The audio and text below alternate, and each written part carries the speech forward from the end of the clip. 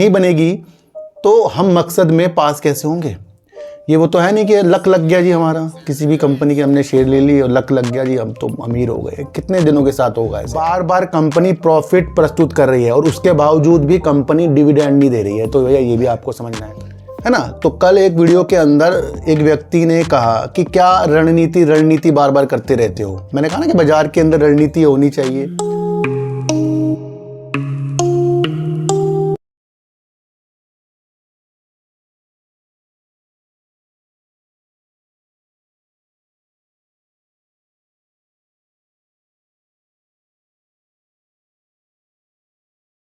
नमस्कार, मैं स्वागत करता हूं आपका अपने ही चैनल पर जिसका नाम है सार्थक बाजार से।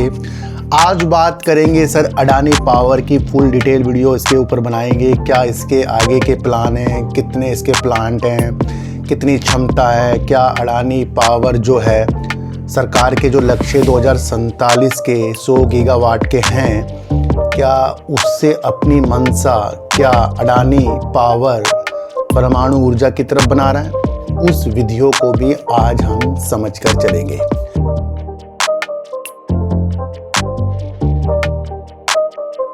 मैं आपको हर बार की तरह बता रहा हूं, मैं यहाँ पर कंपनी की उन बारीकियों के एनालाइज कर रहा हूं जो हमसे छूट जाती हैं, जो हमें याद रहना चाहिए कि बांग्लादेश, श्रीलंका की तरफ अडानी पावर का जो साम्राज्य चलते हैं उसके अंदर क्या क्या हो रहा है, क्या क्या न्यूज़ आ रही है, इन सब की अपडेट करने के हिसाब से मैं आपके लिए वीडियो बना रहा हूँ। कोई भी इस वीडियो या किसी भी वीडियो को देखकर ये बिल्कुल भी ना कहे कि भैया इस शेयर को हमें ख़रीदना है क्योंकि आपकी वीडियो हमने देखी है।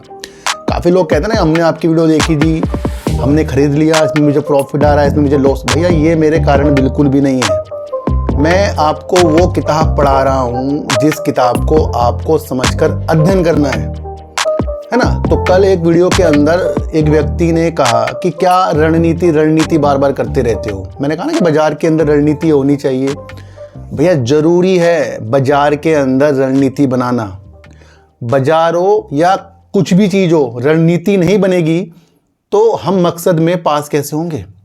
ये वो तो है नहीं कि लक लग गया जी हमारा, किसी भी कंपनी के हमने शेयर ले ली और लक लग गया जी हम तो अमीर हो गए। कितने दिनों के साथ होगा ऐसे? बाद में फिर वो हाथ धोते रहते हैं। तो यही वो वजह है कि रणनीति तो बाजार के अंदर भैया हमें बनाकर चलनी पड़ेगी और उसी हिसाब से आपको वीडियो समझनी है।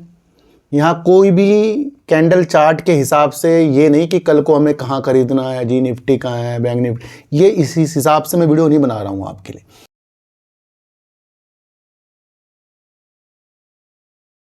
तो हम शुरू कर रहे हैं अडानी पावर की, और अडानी पावर के बारे में थोड़ा सा मैं आपको और बताऊं तो अडानी पावर अडानी ग्रुप का ही एक हिस्सा है जो भारत में सबसे बड़ी निजी थर्मल पावर प्लांट की कंपनी है। भारत की सबसे बड़ी निजी यानी प्राइवेट कंपनी में से एक है। और पहली कौन सी है हमारे देश की सरकारी में? एनटीपीसी है। तो ये भी हमें समझना चाहिए कि अडानी ग्रुप की ये कंपनी जो अडानी पावर है, ये देश की निजी बड़ी थर्मल पावर कंपनी है। तो ये भी आपको समझना चाहिए। दूसरी तरफ मैं आपको और बताऊं तो कंपनी अपनी सहायक कंपनियों के साथ मिलकर अपनी परियोजनाओं से बनी हुई बिजली को दीर्घकालीन बिजली खरीद समझौता, अल्पकालीन पीपीए और व्यापारिक आधार पर बेचती रहती है। जो भी ये अपनी बिजली को उत्पन्न करती है तो ये समझौतों के हिसाब से, चाहे वो दीर्घकालीन हो या लघुकालीन हो या अल्पकालीन हो, तो उस हिसाब से कंपनी अपनी उत्पादित बिजली को बेचती रहती है। तीसरी तरफ मैं आपको और बताऊं तो अडानी पावर अडानी समूह के व्यापक बुनियादी ढांचे और ऊर्जा पोर्टफोलियो के तहत काम करता है, जिसमें बिजली उत्पादन है, ट्रांसमिशन, वितरण, नवकरणीय ऊर्जा और अंतर्राष्ट्रीय बिजली निर्यात भी शामिल है।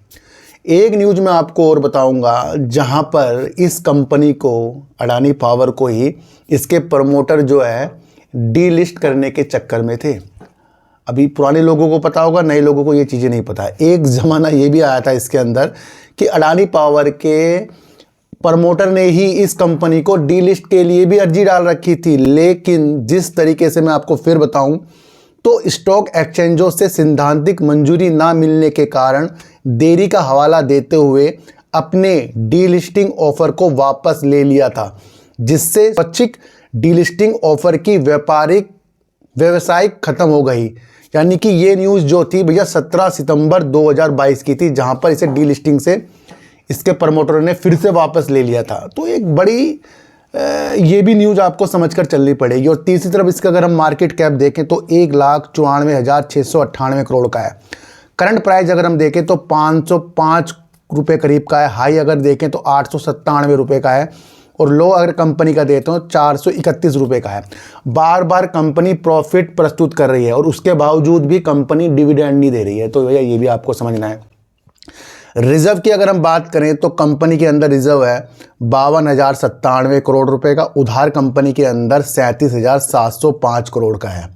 दूसरी तरफ अगर इसका हम कैश फ्लो देखें भैया वो भी सही है। प्रमोटर अगर हम देखें तो 74.96% है। एफआईज अगर हम कंपनी के अंदर देखें तो 12.34% है। डीआईज कंपनी के अंदर अगर हम देखें तो 1.60% के हैं। पब्लिक अगर हम कंपनी के अंदर देखें तो 11.09% की पब्लिक है। तो ये तो हमने इसका परिचय देख लिया, ये इसका फंडामेंटल देख लिया, और अब इसके आगे की न्यूज को भी हम बारीकियों से समझकर चले।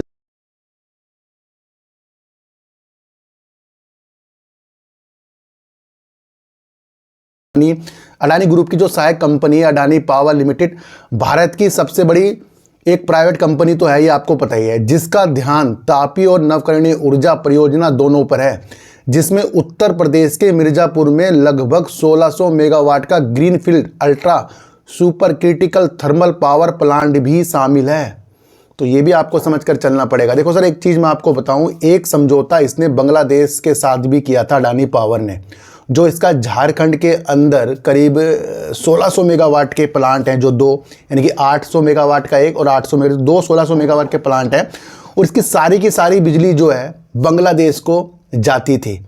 आपको ये भी फिर से मैं बता दूं तो जो ये समझौते हुए थे, अडानी पावर ने साल 2017 में पूर्व प्रधानमंत्री शेख हसीना के कार्यकाल के दौरान 25 सालों के लिए बिजली आपूर्ति कराने के लिए समझौते किए थे, पर बीच में आपको देखने को मिला कि तख्ता पलट हो गया, शेख हसीना जी भाग गई। तो वहाँ की जो मौजूदा सरकार आई, वहाँ पर भी निरंतर अडानी पावर जो है बिजली अपनी देता रहा और बकाया अडानी पावर का बढ़ता रहा। वहाँ से बकायों की कोई भी चीज़ नहीं, क्योंकि वहाँ पर संकट ही आ गया था, वित्तीय संकट ही आ गया था।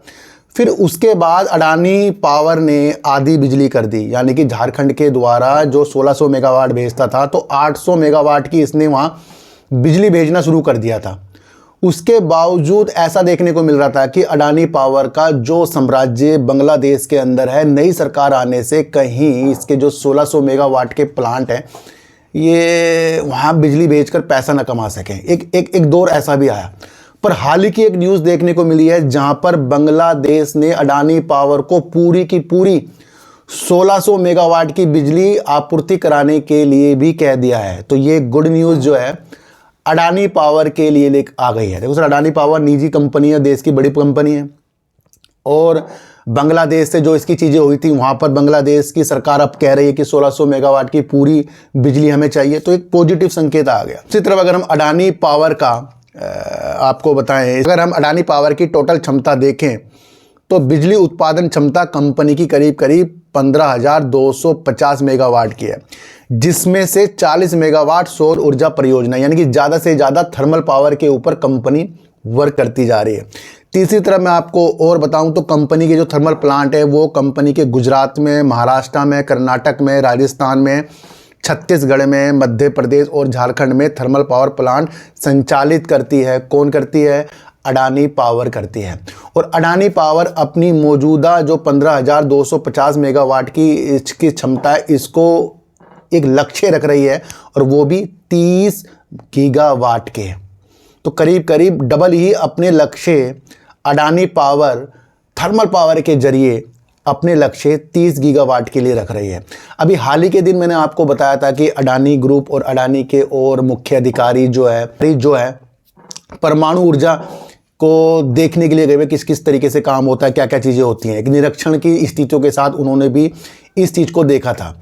तो अब मैं आपको बता रहा हूँ कि अडानी पावर भी अपने सपने बिल्कुल बिल्कुल परमाणु ऊर्जा की तरफ देख रहा है और अडानी पावर ही अपनी क्षमता को करीब करीब 30 गीगावाट परमाणु क्षमता विकसित करने के लिए योजना भी बना रहा है। यानी कि अडानी पावर थर्मल पावर से हटकर अपनी क्षमता 30 गीगावाट की परमाणु ऊर्जा के अंदर बनाने की योजना बना रहा है। और ये क्यों बना रहा है? क्योंकि सरकार ने जिस तरीके से 2047 के लक्ष्य 100 गीगावाट तक के देखे हैं और अलग अलग तरीके से जो निजी कंपनियों को इसके अंदर प्रवेश करने के लिए भी छूट दी है, उसको देखते ही अडानी पावर की मंशा अपनी क्षमता को परमाणु ऊर्जा की तरफ बढ़ाने के लिए कंपनी ने देखी है। यहाँ से क्या आपको समझ में आ रहा है कि थर्मल पावर ग्रीनफील्ड की तरफ से कंपनी अपनी एक योजना बना रही है और वो है थर्मल पावर से हटकर परमाणु ऊर्जा की तरफ। तो यानी कि अगर देश के लक्ष्य 100 गीगावाट के परमाणु ऊर्जा के हैं तो वहाँ पर 30 गीगावाट के लक्ष्य अपनी स्थितियों के साथ अडानी पावर भी देख रहा है और योजना बना रहा है और धीरे धीरे इसके ऊपर वर्क होगा। तो कई कंपनियाँ परमाणु ऊर्जा की तरफ भी, परमाणु ऊर्जा जो है जब देश के अंदर इस पर ज़्यादा ही भारत ध्यान दे रहा हो तो फिर इस तरीके की निजी कंपनी जब अपनी स्थितियों को परमाणु ऊर्जा की तरफ डालेगी तो उससे एक अलग संकेत आते हैं, है ना। तो आज हमने अडानी ग्रुप की सारी विशेषताओं को समझ लिया और इन्हीं विशेषताओं को आपको सिर्फ अध्ययन करना है। भैया खरीदने बेचने की नीतियों के साथ बिल्कुल भी वर्क आपको नहीं करना है। मैं आपको इतनी सी एक बात बता दूं। तो सर सच्ची वीडियो देखिए, अच्छी वीडियो देखिए, समझ कर देखिए, किसी की भी बातों में आपको आना ही नहीं है, चाहे मैं क्यों ना हो। तो सर चींटी को आटा दीजिए, गाय को रोटी दीजिए और अपने बच्चों को ज़्यादा से ज़्यादा प्यार कीजिए क्योंकि बच्चे ही आपकी मासूमियत से किस्मत पलटेंगे। तो फिर मिलेंगे आपसे नए वीडियो के साथ, जब तक के लिए नमस्कार।